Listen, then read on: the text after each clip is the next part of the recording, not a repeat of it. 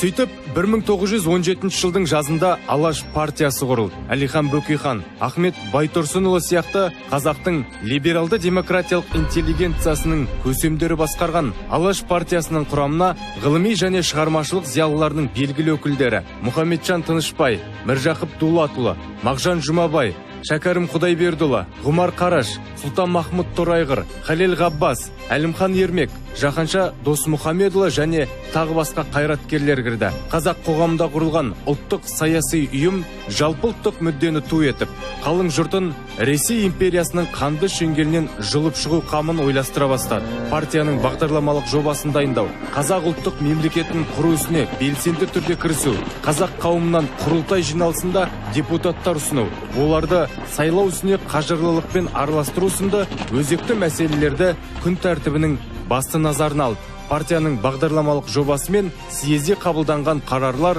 1917 жылдың 21 қараша күні Қазақ газетінде жарияланды.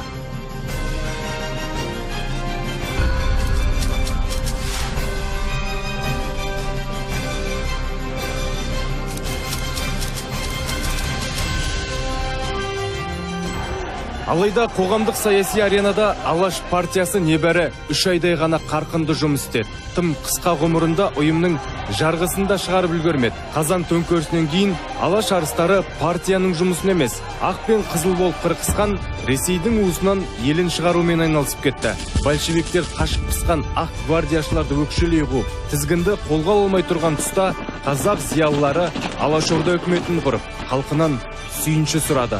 Бұл 1917 жылдың желтоқсан айы.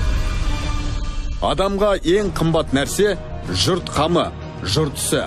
Ахмет Байтұрсынұлы. Ахмет Байтұрсынұлы 1872 жылдың 5 қыркүйегінде қазіргі Қостанай облысы Жангелді ауданы Сарытөбек ауылында туған. Көрнекті қоғам және мемлекет қайраткері, ақын, әдебиет зерттеуші ғалым, түріктанушы, публицист, педагог, аудармашы. Қазақ халқының 20 ғасырдың басындағы ұлт-азаттық қозғалысы жетекшілерінің бірі.